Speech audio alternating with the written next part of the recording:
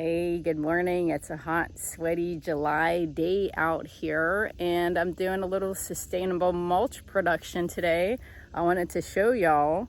So I have these native grasses here, like a wood oats, a chasmanthium type of thing, and I'm chopping and dropping it because out here in the country, it's kind of hard to get, free truckfuls of beautiful wood chips.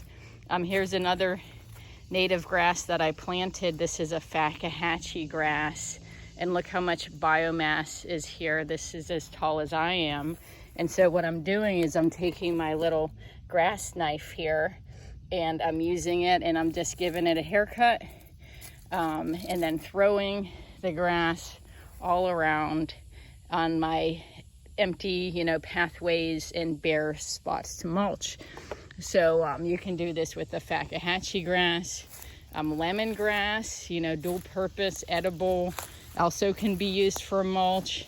Also these bananas and these gingers, these produce just a lot of easily to biodegrade biomass. And ferns are actually another one of my favorite kind of chop and drop mulch plants. So you can see, I've been kind of chopping and dropping some stuff over here, and eventually it just turns into mulch.